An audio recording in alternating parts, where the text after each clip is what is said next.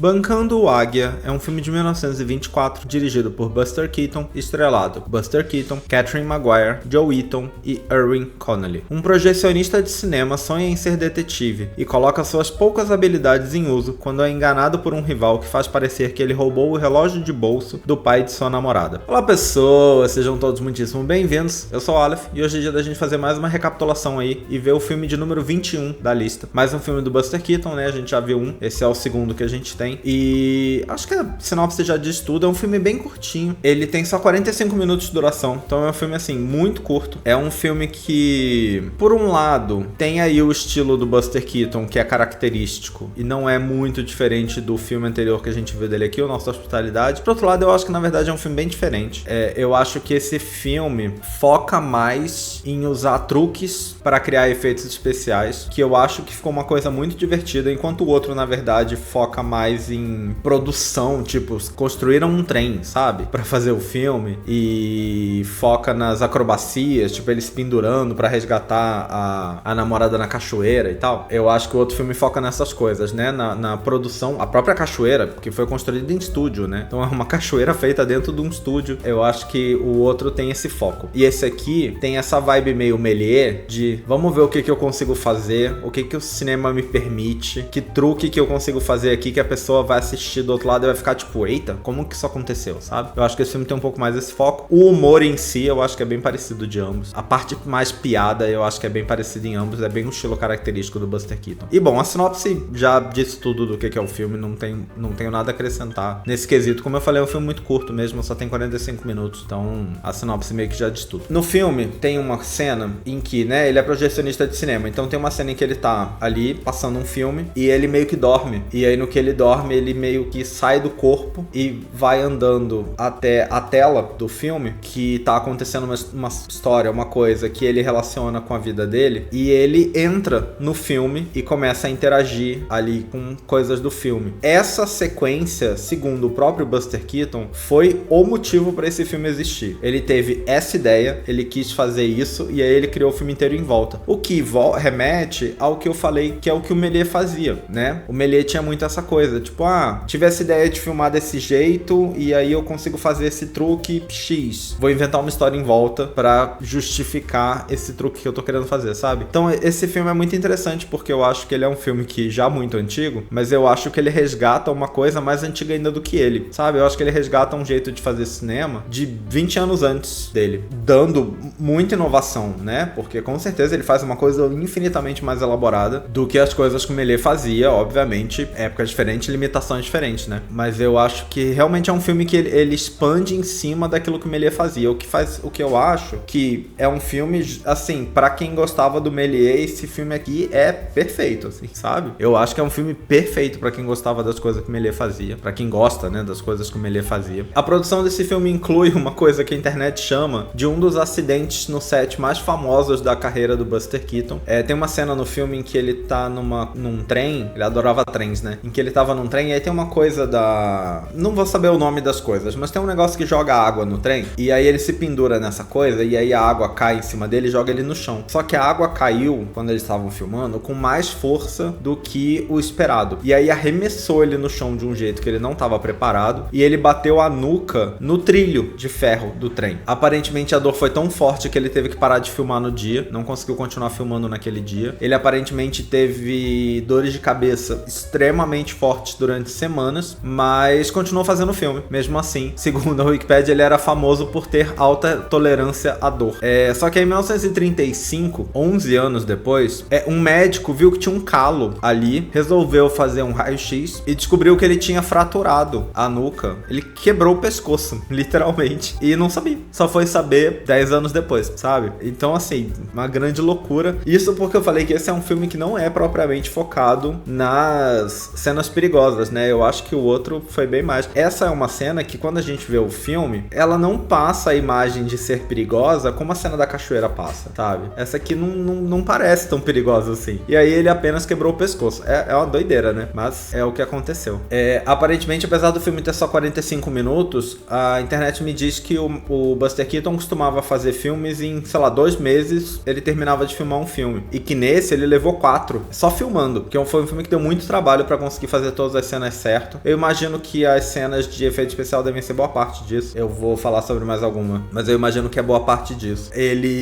O Buster Keaton, inclusive, dando entrevista para um historiador de cinema em algum momento, disse que quando esse filme foi lançado, todos os cameramans possíveis, todo mundo que operava uma câmera no país, foi ver no cinema o filme mais de uma vez, porque queria entender como que ele fez as coisas. E sinceramente, tem cenas que hoje ainda são impressionantes. No momento em que você pensa os recursos que existiam na época, né, que não dá pra fazer um efeito especial, sei lá, no computador que dá pra fazer hoje em dia, tudo tem que ser realmente criado ali fisicamente na cena. Tem algumas cenas que são muito impressionantes. Algumas, assim, não é só uma. Algumas cenas são muito impressionantes. Eu acho que a cena do cinema, a cena do filme que ele entra no cinema, é a mais fácil de entender como foi feita, pelo menos parte dela, porque ele alterna entre ser uma projeção e ser a coisa acontecendo de verdade no palco com uma fluidez, assim, absurda. Então é muito bem organizado. Eu acho que, obviamente, como eu falei antes, recursos diferentes, né? A questão da época aí, tanto de dinheiro quanto de tecnologia, porque eu acho que tudo isso faz muita diferença pra comparar com o Méliès, né? E eu acho que no Méliès a gente tem muita experimentação, mas tem efeitos especiais brutos, tipo, quando uma pessoa tá aqui e desaparece, o corte que faz ela desaparecer é muito nítido. Claramente o filme para, a pessoa some e o filme volta, sabe?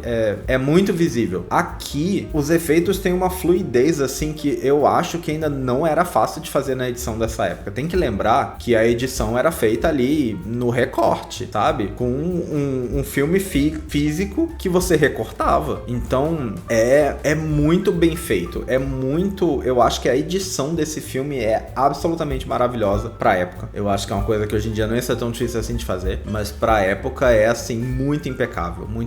Aparentemente, da primeira vez que o filme passou, né, na primeira prévia que eles passaram do filme, o público ficou muito impressionado com os efeitos, mas riu muito pouco. E aí o Buster Keaton não gostou disso, reeditou o filme pra deixar o filme mais engraçado, e aí fez uma segunda prévia, e o povo aparentemente riu menos ainda. É por isso que o filme acabou virando esse produto de só 45 minutos. Eu acho que a ideia era que fosse um filme aí de maior, de quase 2 horas, a ideia inicial, mas posso estar enganado também, mas ele foi cortando o filme, e ele ficou tão pequeno assim por conta disso, né, pra dar um ritmo ali, porque o público não tava rindo o tanto que ele queria que o público risse. Aparentemente o produtor chegou a pedir pra ele adicionar mais 11 minutos no filme, mas ele se recusou e o filme ficou desse jeito. Eu acho que o que ficou é ótimo. A história, na verdade, do filme é muito simplória, sabe? A história que o filme tá contando é muito simplesinha pra você prolongar demais. Então eu acho que o filme ser curto é uma coisa que funciona em benefício dele, sabe? E aí é isso, o filme deu lucro, mas deu menos lucro do que Três Eras, eu acho que é o nome, que é um filme anterior dele, que foi muito famoso, que não tá na lista, mas é um filme que foi um grande sucesso dele. O Buster Keaton considerava o filme bom, mas não um dos seus melhores, provavelmente porque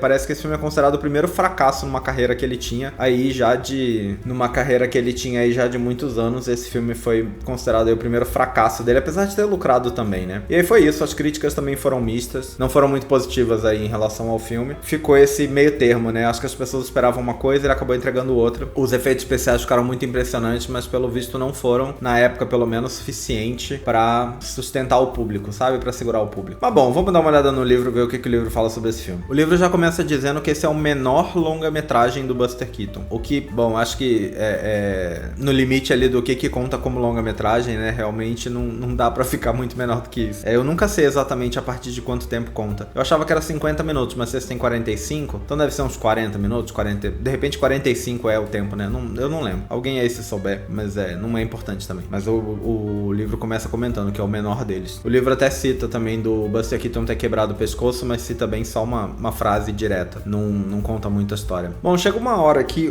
esse é um filme de 2 páginas aqui no livro, né? Então é um que eles deram bastante destaque. Pra quem não tem, na verdade, dizendo que 2 páginas uma é foto. Quando eu digo 2 páginas é assim, é uma grande foto, mas aí um texto de página inteira, né? É o maior tipo que a gente encontra aqui no livro. E aí tem um parágrafo em que ele começa a falar muito sobre como o filme não é só um filme de comédia com acrobacias interessantes. Ele é também um retrato social e uma coisa sobre a pessoa que você imagina ser e não sei o quê. E, sinceramente, não só pelo filme que eu assisti, como pelas coisas que eu vi de entrevistas do Buster Buster Keaton dele falando sobre o filme, eu acho que essa nunca foi a intenção e eu acho que é procurar simbolismo e sei lá, eruditismo talvez numa obra que foi feita pra ser engraçada. Sinceramente, assim, eu não tô dizendo que é um grande absurdo enxergar desse jeito. A arte tá aí pra ser reinterpretada pra sempre, esse tipo de coisa, mas eu acho que é muito fugir do foco. Sei lá, não sei, eu não vejo muito sentido. Termina falando sobre muitos outros diretores aí que fizeram homenagens à irresistível travessura de Keaton, que ele diz aqui.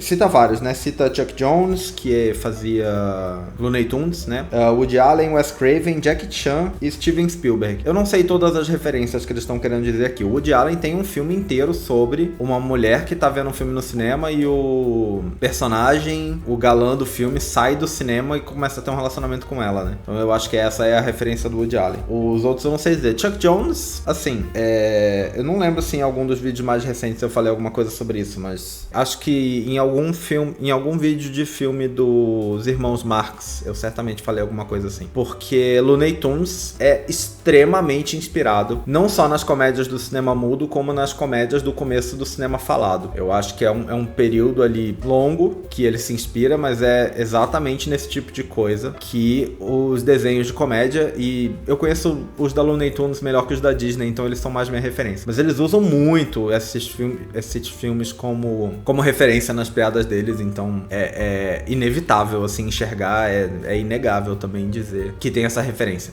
Mas é isso, assim, o livro parece pra mim mais tentar justificar o filme como não sendo só comédia. Quando a internet me diz que o filme não fez muito sucesso porque não era comédia o suficiente, eu acho que eu concordo que a comédia não é o principal. Não é um filme... Eu tô pensando nisso agora, enquanto eu tô falando, com base no que o livro diz. Mas eu acho que não é um filme exatamente pra ser, assim, o mais engraçado do Buster Keaton. Eu acho que não vai ser. Eu acho que ele vai ser, talvez, o filme que, na minha opinião, tem as peripécias mais impressionantes. De outros aí que vão ter coisas impressionantes de novo. Eu acho que muito frequentemente ele fazia coisas que, assim, nossa, que perigo que ele fez isso, sabe? E era isso, o foco. É impressionante porque ele correu um grande risco. Nesse, eu já sinto que é impressionante porque ele fez uma coisa muito elaborada, sabe? A cena do cinema é extremamente elaborada. Tem uma outra cena em que ele tá fugindo de um lugar, em que ele pula por uma janela onde ele colocou uma coisa que tem uma roupa dentro, e aí ele pula pela janela e sai vestido com a roupa que tá ali dentro. E esse é o jeito que ele se disfarça. Essa cena pra mim é muito impressionante, sabe? Tem uma outra que parece que é a mais famosa de pessoas não terem entendido como ele fez, que é uma cena em que tá, tipo, uma pessoa encostada numa parede com uma maleta aberta e ele entra na maleta e sai do outro lado dessa cerca que tava ali. É uma cena que eu vi na Wikipedia, fala como que ele provavelmente fez essa cena, e é plausível, assim, é uma coisa que eu acho que exige muito ensaio, porque no filme acontece numa velocidade que não parece que deu tempo das pessoas fazerem o que precisa ser feito pra cena funcionar, sabe? E aí eu não sei se é uma questão de corte pra ter a parede atrás no final, ou se é uma questão de alguma coisa que vira e que se encaixa e tá lá. Mas assim, são cenas muito impressionantes. Eu acho que realmente o maior destaque do filme tá nos efeitos. Eu, pessoalmente, adorei os efeitos. Eu acho um grande mérito, assim. É um filme... Eu gostei do outro, né? Do Nossa Hospitalidade. Foi o primeiro filme do Buster Keaton que eu vi na vida, e eu achei ele muito legal. Mas se eu fosse precisar recomendar pra alguém entre esses dois, eu recomendaria esse aqui. Eu acho que é um filme... Os dois são muito bons. Os dois são de verdade muito bons. Mas eu acho que esse aqui... Bom, pra mim, pessoalmente, né? Depende. Como os próprios comentários falam, o outro é mais engraçado, eu acho, né? Esse aqui pra mim é mais impressionante. E o outro é mais engraçado. Eu adoro uma comédia, mas eu acho que comédia eu já vi muitas, sabe? Filmes engraçados eu já vi muitas. Então eu acho que o impressionante desse aqui me pegou mais, sabe? É por aí, assim. Eu prefiro esse por esse motivo. Ambos são muito bons, mas eu prefiro esse por esse motivo. Eu acho que o Buster Keaton começa nessa lista muito bem, com filmes bem relevantes aí, grandes sucessos. Grandes sucessos de se ver hoje, que eu acho que é o mais importante, né? Eu sempre falo, a lista é de filmes pra ver antes de morrer, os filmes pra ver antes de morrer pra você ver hoje, né? Então eu acho muito importante que o filme funcione hoje. Eu concordo com essa ideia de que, de repente, os filmes dele são os que melhor funcionam. Tem exceções, eu acho. Tanto exceções de filmes dele que eu acho que não funcionam tão bem assim, quanto filmes de outras pessoas aí que eu acho que funcionam bem hoje ainda. Mas é isso, eu acho que esse filme realmente é um filme bem gostosinho de assistir ainda hoje. E, sei lá, eu gostei bastante. Achei bem divertido. Mas é isso, a gente vai ficando por aqui. Deixa aí nos comentários você já viu esse filme, o que você achou. Em breve nós estamos de volta com mais um. Até a próxima. Valeu, até mais!